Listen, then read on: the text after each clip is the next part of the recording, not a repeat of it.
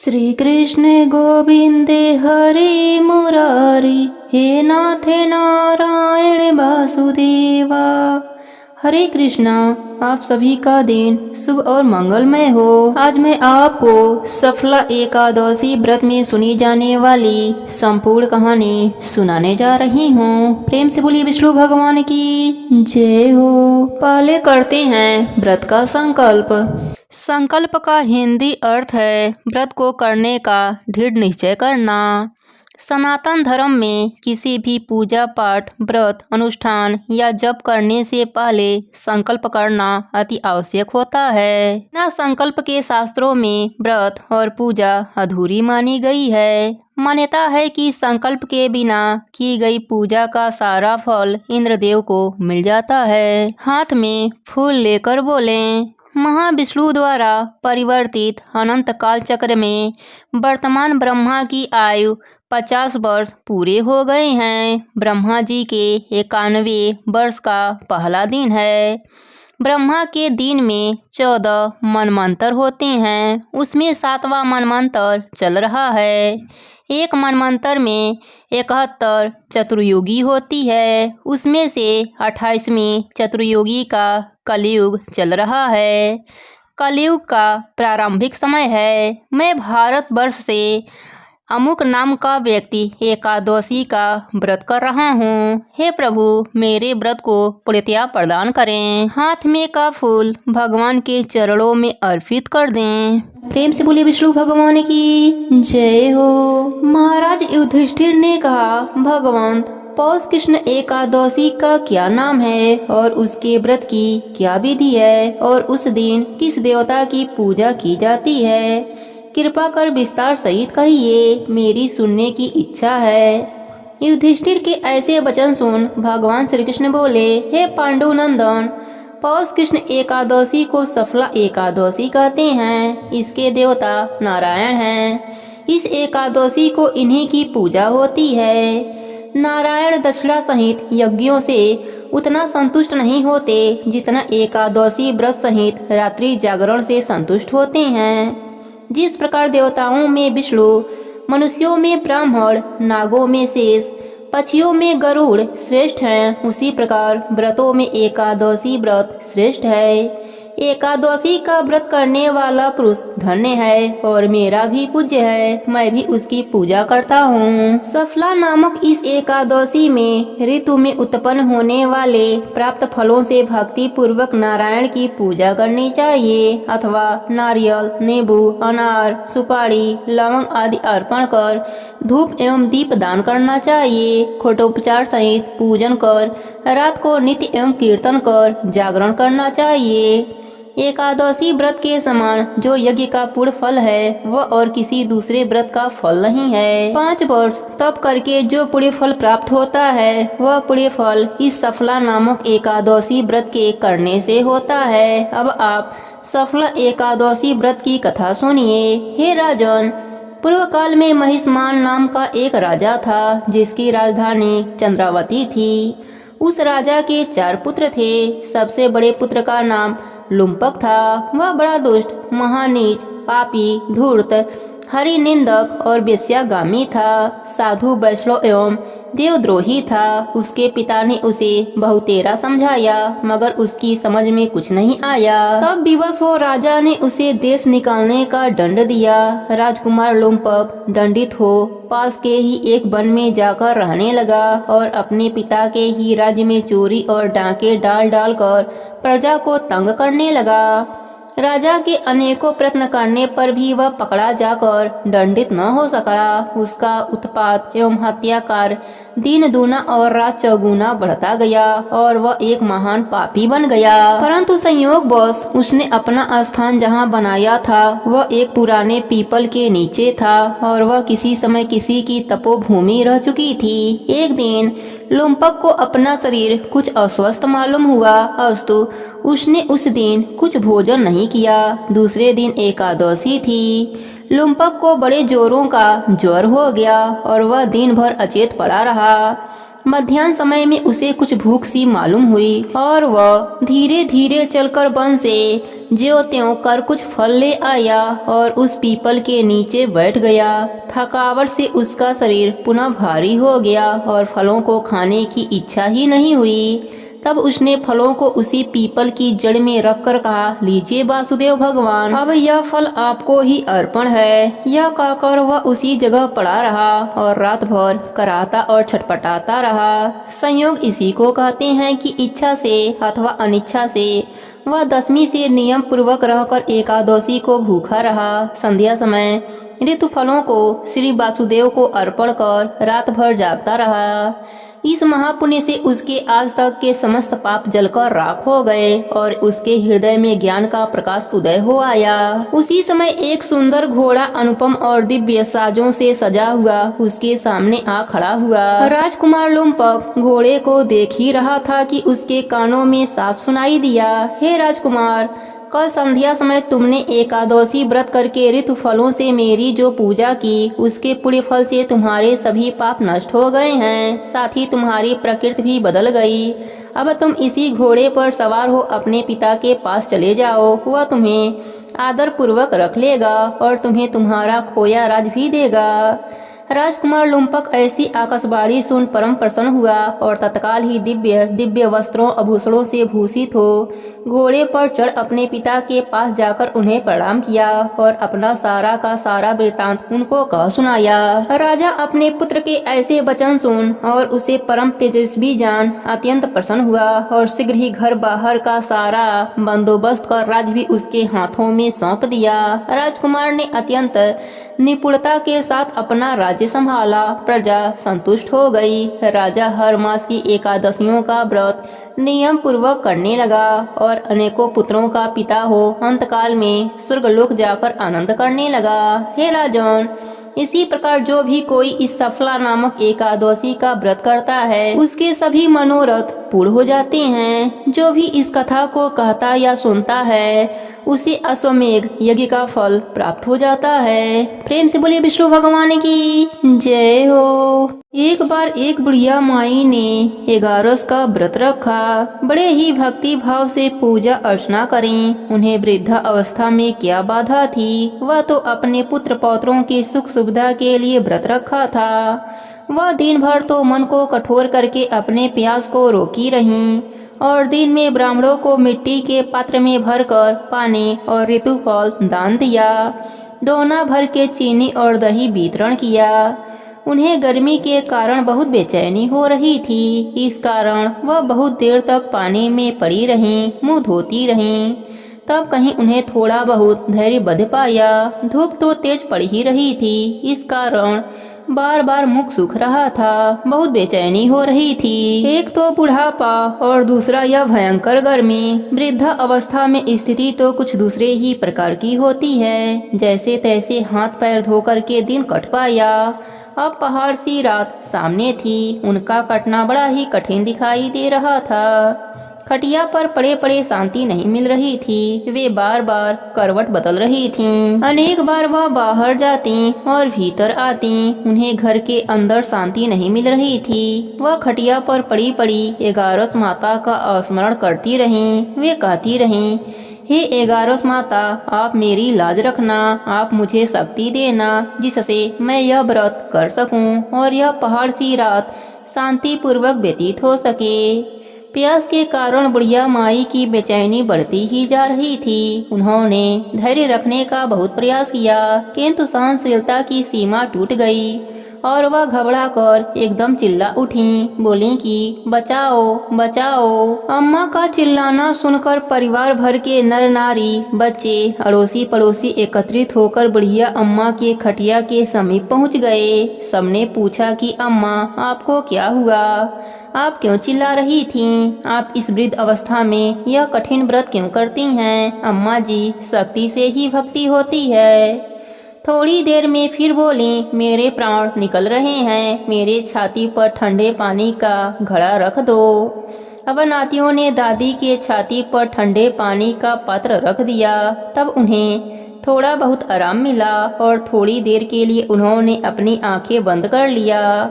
अब 11 माता ने सोचा यह बुढ़िया अम्मा तो बहुत कठोर हैं, जरा जाकर इनकी परीक्षा लेनी चाहिए। वह आधी रात को मुर्गा बनकर टेर लगाने लगी। मुर्गा की आवाज सुनकर दादी जल्दी से उठी और बाहर जाकर आसमान की ओर देखा, किंतु आसमान में कहीं उन्हें प्रातःकालीन तारा नजर नहीं आया। वे सोचने लगी यह मुर्गा क्यों और कैसे बोल गया। उन्हें प्यास तो लग ही रही थी, थोड़ा बहुत उनका मन भी चिंतित हो गया। अंत में उन्होंने निश्चय कर लिया कि मैं व्रत को पूर्ण करके ही छोड़ूंगी, चाहे भले ही मेरे प्राण क्यों न निकल जाएं। यह सोचकर फिर खटिया पर शिथिल होकर लेट गईं। थोड़ी देर में 11 माता ने उनका फिर से परीक्षा लेनी चाहिए। एक छोटी सी बालिका एक गिलास में शरबत लेकर उनके सिरहाने आकर खड़ी हो गई और जोर से बोली, दादी जी सवेरा हो गया है, आप हाथ मुंह धोकर शरबत को पी लीजिए। पहले तो शरबत का गिलास देखकर उनका मन मचल उठा, किंतु अचानक व्रत का स्मरण हो आया और उन्होंने सोचा कि मैं किसी भी प्रकार से अभी शरबत नहीं पी सकती हूँ, और वे शांति पूर्वक अपनी खटिया पर लेट गईं। फिर थोड़ी ही देर में उन्हें ऐसा लगा जैसे किसी ने उन्हें पानी के कुएं में पलट दिया हो। वे बड़ी देर तक हाथ पैर चलाती रहें, किंतु उन्होंने अपने मुंह में एक बूंद भी पानी जाने नहीं दिया। वह दृढ़ता पूर्वक अपना व्रत पालन करती रहीं। थोड़ी देर में न जाने कहां से सामने आग जलने लगी, जिससे भारी गर्मी बढ़ने लगी। प्यास के कारण प्राण निकलने लगे, किंतु बुढ़िया माई का कुछ भी बिगड़ नहीं पाया। वे जहाँ की तहाँ मुस्कुराती बैठी रहीं। थोड़ी देर में बाहर प्रकाश दिखाई देने लगा। ऐसा लगा जैसे सवेरा हो गया हो। बुढ़िया माई ने जब बाहर निकलकर देखा तो समझ गईं अभी सवेरा होने में 3-4 घंटे की देरी है। यह जानकर भी वह शांति पूर्वक इधर उधर घूमने लगीं। फिर 11 माता यह बात अच्छी तरह से समझ गईं कि यह बुढ़िया किसी भी प्रकार से अपने व्रत से टस से मस नहीं हो सकती है। वे उनके सत्य व्रत को अच्छी तरह से समझ गई थीं। अब सवेरा होते ही बुढ़िया माई ने स्नान किया, भगवान की पूजा पाठ करी, एकादशी व्रत की कथा सुनी, तुलसी माता की कथा सुनी, ब्राह्मणों को दक्षिणा देकर भोजन कराया। तब कहीं उन्होंने व्रत का पारण करके जल ग्रहण किया। फिर अम्मा ने स्वयं भोजन किया। उस श्रेष्ठ व्रत के प्रभाव से बुढ़िया अम्मा की आयु में वृद्धि हो गई। उनका घर परिवार हरा भरा हो गया। अब उनको अभाव न रहा।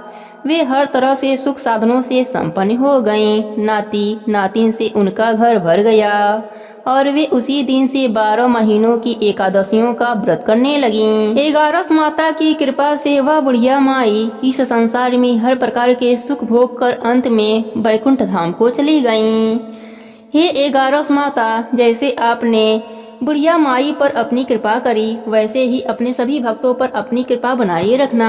कहानी अधूरी हो तो पूरी करना, पूरी हो तो मान रखना, सबके व्रत को पूर्ण करना।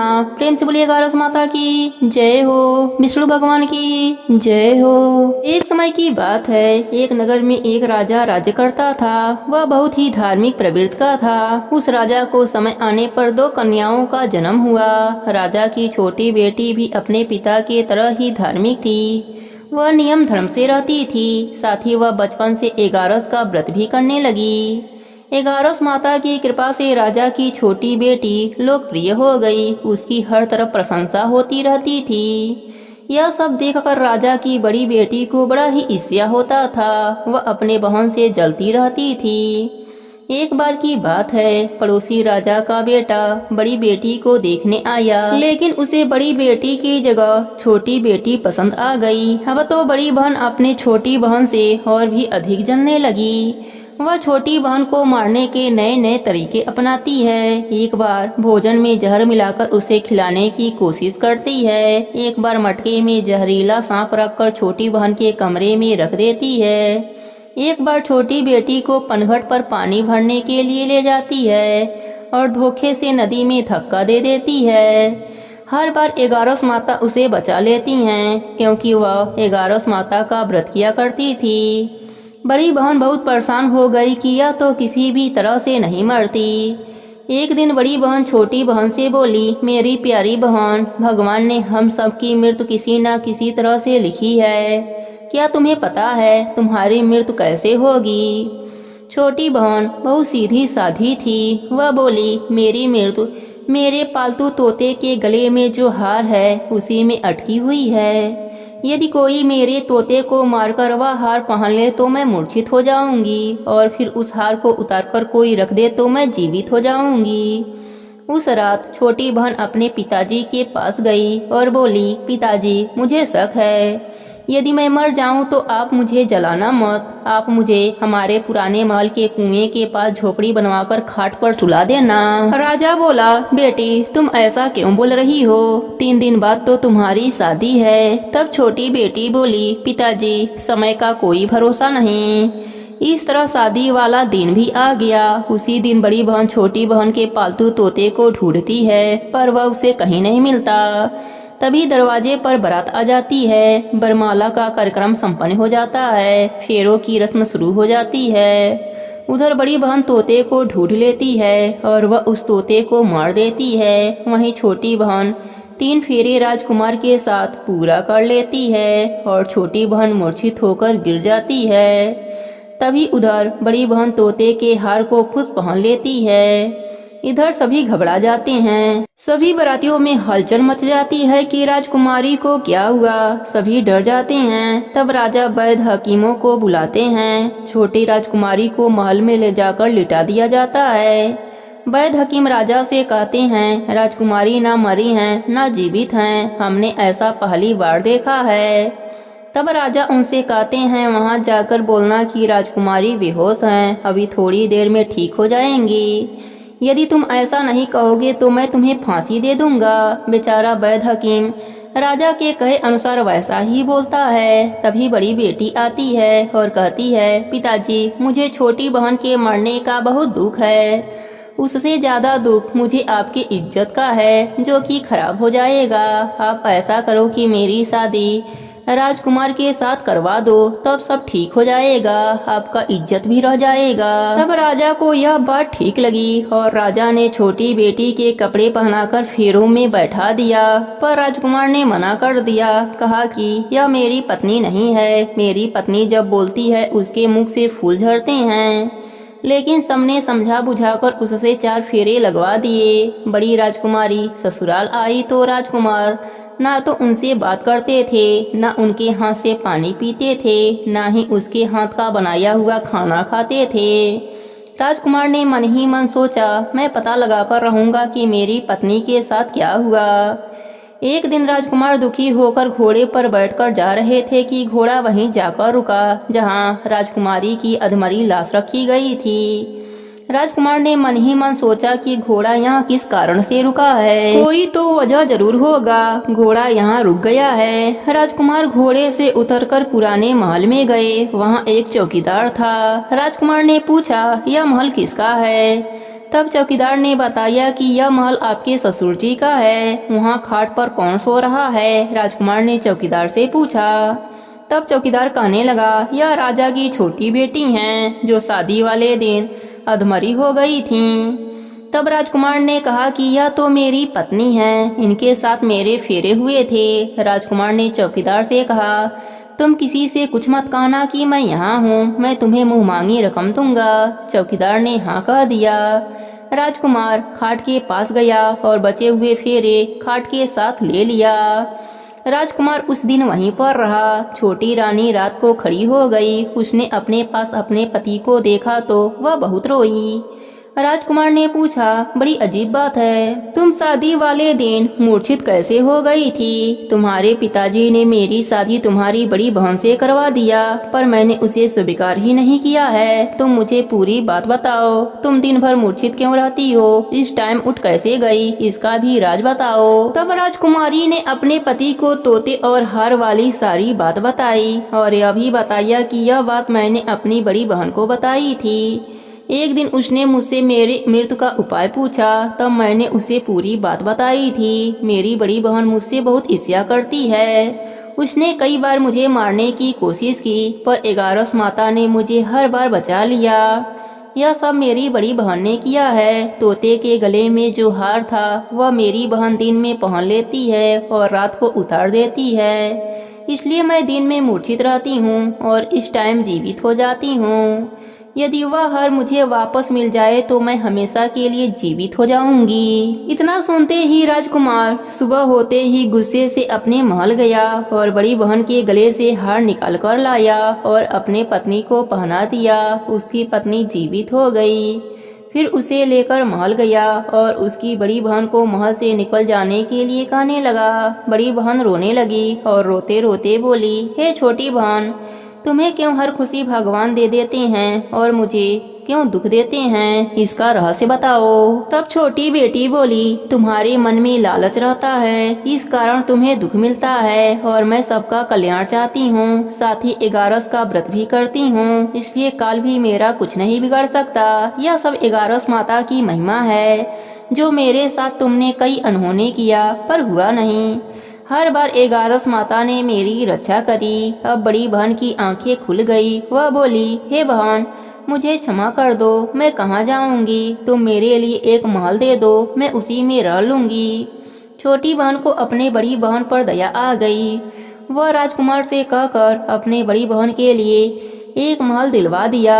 बड़ी बहन उसी में रहने लगी। अब वह नेम धर्म से अपना दिन बिताती थी, साथ ही 11 का व्रत भी करने लगी। इधर छोटी बहन अपने पति के साथ राज सुख भोगने लगी, साथ ही दोनों जन 11 का व्रत करने लगे। 11 माता की कृपा से छोटी रानी को एक सुंदर सा पुत्र उत्पन्न हुआ और महल में रिद्धि सिद्धि का वास हो गया। हे 11 माता, जैसे आपने छोटी राजकुमारी पर अपनी कृपा करी, वैसे ही अपने सभी भक्तों पर अपनी कृपा बनाए रखना। कहानी अधूरी हो तो पूरी करना, पूरी हो तो मान रखना, सबके व्रत को पूर्ण करना। प्रेम से बोलिए 11 माता की जय हो। एक नगर में एक सेठ रहता था। वह अपने शादी के बाद नए वस्त्र पहनकर अपने पत्नी को लाने पहली बार ससुराल जा रहा था।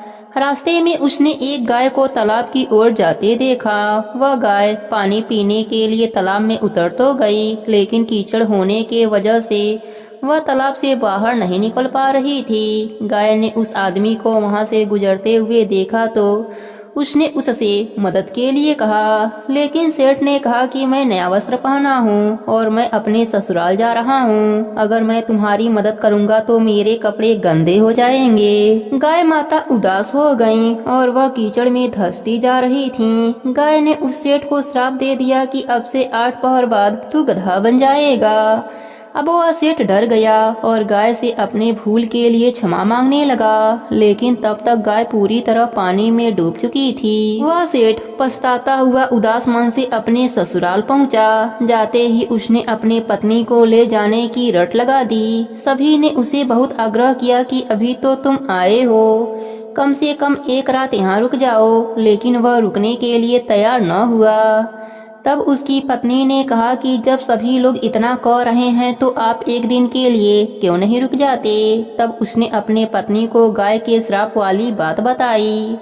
उसकी पत्नी उसी वक्त अपने मायके से विदाई लेकर पति के साथ चल पड़ी। 8 पहर बाद वह आदमी गधा बन गया और पूरा दिन घर में पड़ा रहता था। कुछ दिनों के बाद घर में खाने पीने के लाले पड़ गए। तब उसने अपने पत्नी से कहा कि मुझे लेकर बाहर मजदूरी करो। तब उसकी पत्नी उसे लेकर बाहर गई और नगर के राजा के वहाँ मजदूरी का काम करने लगी। उसे वहाँ बोझ उठाते देख लोगों ने कहा कि तुम्हारे पास तो गधा है, फिर तुम बोझ क्यों उठा रही हो। परंतु उसने कोई उत्तर नहीं दिया और अपना काम करती रही। दूर से यह सब राजा भी देख रहा था। उसने भी उसे यही कहा कि तुम्हारे पास तो गधा है, फिर तुम यह बोझ क्यों उठा रही हो। तब उसने राजा से कहा कि यह गधा नहीं है, यह मेरे पति हैं। उसने गाय के श्राप वाली पूरी बात राजा को बताई। राजा अपने नगर में विद्वानों और पंडितों को बुलाकर इसका उपाय पूछा। तब एक विद्वान ने बताया कि जिस किसी ने 101 11 का व्रत किया हो, वह अपने पुण्य का फल इसे दे दे तो यह अपने असली रूप में आ सकता है। यहाँ हम आपको 11 का अर्थ स्पष्ट कर देते हैं। 11 एकादशी व्रत रखने पर 1 11 पूरा होता है और 22 एकादशी का व्रत रखने पर 2 11 पूरा होता है। ऐसे ही जिसने 101 बार 11 एकादशी के व्रत किए हों, उसके पुण्य के फल से वह आदमी अपने असली रूप में आ जाएगा। राजा ने अपने पूरे नगर में घोषणा करा दी, लेकिन किसी ने भी पूरे 101 एगारस नहीं किए थे। कई दिन बाद उन्हें एक बुढ़िया मिली जिसने 101 एगारस पूरा कर लिया था। राजा ने उस बुढ़िया को उसका फल देने को कहा, लेकिन वह बुढ़िया 111 एकादशी का फल देने को तैयार हुई, क्योंकि 111 का फल वह खुद अपने लिए रखना चाहती थी, जिससे कि उसे मोक्ष की प्राप्ति हो और वैकुंठ धाम में वास मिले। इतना कहकर उसने अपने 111 एकादशी का फल उस सेठ को दे दिया। तब वह गधा से मनुष्य रूप में आ गया, लेकिन 111 कम होने के वजह से गधे की पूंछ उसके शरीर से नहीं गई। 11 व्रत की यह महिमा देखकर वह पति पत्नी 11 व्रत करने का निर्णय लिया। वह पति पत्नी मिलकर 11 का व्रत करने लगे। 111 पूरा होते ही सेठ की पूंछ गायब हो गई और 11 माता की कृपा से उनका घर अन्य धन से भर गया। हे 11 माता, जैसी कृपा आपने सेठ पर करी, वैसी ही कृपा अपने सभी भक्तों पर करना। सबके व्रत को पूर्ण करना। कहानी अधूरी हो तो पूरी करना, पूरी हो तो मान रखना। प्रेम से बोलिए 11 माता की जय हो, विष्णु भगवान की जय हो। एक समय की बात है, एक गांव में एक बुढ़िया माई अपने परिवार के साथ रहती थीं। बुढ़िया माई विष्णु भगवान की परम भक्त थीं। वह हमेशा दोनों पक्षों की एकादशियों का व्रत करती और कथा सुनती थीं। उन्होंने कभी भी व्रत में गणेश भगवान की कथा न कही न सुनी। इस कारण से उनका व्रत अधूरा रह गया। पर बुढ़िया माई को इस बात का पता नहीं था। उनको लगता था कि वह तो पूरा व्रत कर रही हैं और उनके व्रत के पुण्य से उनको वैकुंठ लोक की प्राप्ति जरूर होगी। देखते ही देखते बुढ़िया माई की मृत्यु हो गई। उन्हें लेने यमलोक के दूत आए और वह देखकर घबरा गईं और बोलीं, मैंने जीवन भर विष्णु भगवान की भक्ति श्रद्धा भाव से किया, एकादशी का व्रत किया, एकादशी व्रत की कथा सुनी। मुझे तो लेने वैकुंठ लोक का विमान आएगा, मैं आपके साथ नहीं चलूंगी। इतना कहकर बुढ़िया माई रोने लगी और विष्णु भगवान को पुकारने लगी। विष्णु भगवान गरुड़ पर सवार होकर बुढ़िया माई के पास आए और बोले, बुढ़िया माई, तूने तो पूरी श्रद्धा से व्रत किया, पर तुमने व्रत में कभी भी गणेश भगवान की कथा न कही न सुनी। इसी कारण से तेरा व्रत अधूरा है। बुढ़िया माई विष्णु भगवान से जीवन दान मांगने लगी ताकि वह एकादशी का व्रत करके उसका पूरा पुण्य प्राप्त कर सके। इस प्रकार बुढ़िया माई को विष्णु भगवान ने 2 साल के लिए फिर जीवित कर दिया। अब बुढ़िया माई जीवित होते ही गणेश भगवान का नित्य नियम करना चालू कर दिया। एकादशी का व्रत करती तो एकादशी व्रत की कथा सुनती और अंत में गणेश भगवान की कथा सुनने लगी। इस प्रकार 2 साल में 4 एगारस बुढ़िया माई ने पूरा कर लिया। गणेश भगवान की कृपा से एकादशी व्रत का पूरा पुण्य बुढ़िया माई को प्राप्त हुआ। बुढ़िया माई की तपस्या से गणेश भगवान प्रसन्न हुए और बुढ़िया माई के सामने प्रकट होकर बोले, बुढ़िया माई, तुमने मेरे नित्य नियम के साथ ही व्रत में श्रद्धा पूर्वक कथा सुनी है, इसलिए मैं तुम पर अत्यंत प्रसन्न हूँ। मैं तुम्हें आशीर्वाद देता हूँ कि जब तक यह पृथ्वी रहेगी तब तक तुम्हारे इस तपस्या का गुणगान लोग करते रहेंगे। साथ ही एकादशी व्रत में तुम्हारी भक्ति की इस कथा को जो भी मनुष्य प्रेम पूर्वक सुनेगा उसको व्रत का संपूर्ण फल प्राप्त होगा। गणेश भगवान बुढ़िया माई पर प्रसन्न होकर बुढ़िया माई का घर अन्य धन से भर दिया। साथ ही रिद्धि सिद्धि का वास करके अंतर ध्यान हो गए। 2 साल बीतने पर बुढ़िया माई की मृत्यु हुई। इस बार उन्हें लेने वैकुंठ लोक का विमान आया। बुढ़िया माई को पूरे मान सम्मान के साथ वैकुंठ लोक ले जाया गया। इस प्रकार गणेश भगवान की कृपा से बुढ़िया माई का घर अन्य धन से भर गया और मरने के बाद वैकुंठ लोक का सुख मिला। हे गणेश जी महाराज, जैसे आपने बुढ़िया माई पर प्रसन्न हुए, बुढ़िया माई के व्रत को पूर्ण किया, उसके घर को अन्य धन से भर दिया, वैसे ही एकादशी व्रत करने वालों को भी पूरा फल देकर उनका घर अन्य धन से भर देना। कहानी अधूरी हो तो पूरी करना, पूरी हो तो मान रखना। प्रेम से बोलिए गणेश भगवान की जय हो, विष्णु भगवान की जय हो। बहुत पुरानी बात है। एक गांव में एक बुढ़िया माई रहती थी। वह कार्तिक मास में नित्य नदी पर स्नान करती और तुलसी माता को सींचती।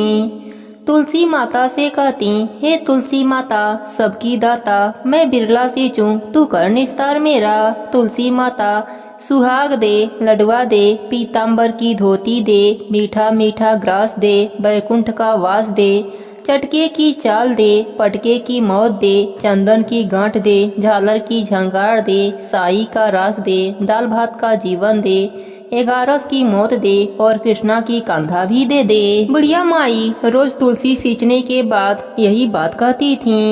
उनकी बात सुनकर तुलसी माता सूखने लगीं। एक दिन भगवान हरि ने पूछा, हे प्रिय, इतनी औरतें तुम्हें सींचती हैं, मीठा भोग लगाती हैं, गीत सुनाती हैं, फिर भी तुम क्यों सूख रही हो? तब तुलसी माता ने कहा, हे प्रभु, एक बुढ़िया माई रोज मेरे पास आती हैं और रोज मुझसे यही सब बातें कहती हैं। मैं हर बात पूरी कर सकती हूँ, पर श्री हरि का कान्हा कहाँ से ला कर दूंगी? तब भगवान हरि बोले, जब वह मरेगी तब कान्हा देने मैं स्वयं आ जाऊंगा। प्रिय, तुम चिंता मत करो। कुछ दिनों के बाद बुढ़िया माई का देहांत हो गया।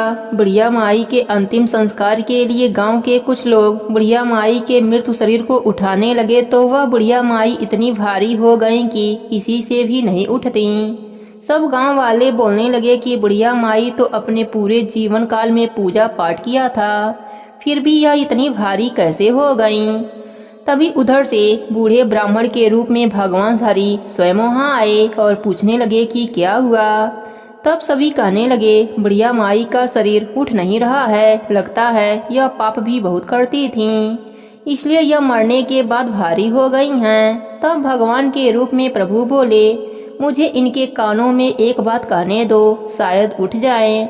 लोग बोले, ठीक है, आप भी प्रयास कर लो।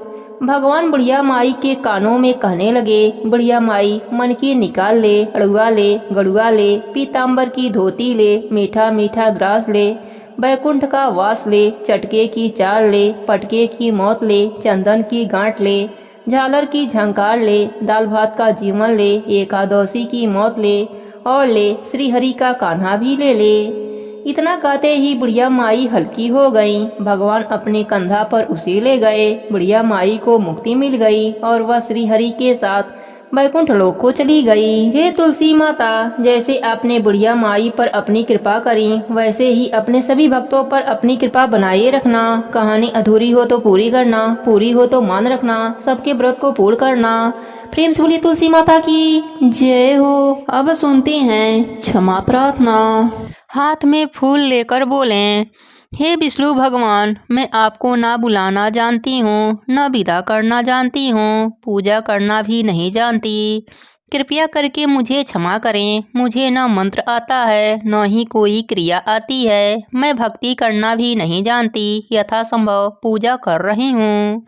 कृपया मेरे भूल को क्षमा कर इस पूजा को पूर्णतया प्रदान करें। हमको पता है आप हर जगह पर हैं, आपको न आमंत्रित करना पड़ता है, न विदा करना पड़ता है। यह जरूरी नहीं कि पूजा पूरी तरह से शास्त्रों में बताए गए नियमों के अनुसार ही हो। मंत्र और क्रिया दोनों में चूक हो सकता है। इसके बावजूद चूंकि मैं भक्त हूँ और पूजा करना भी नहीं जानती, मुझसे चूक हो सकती है।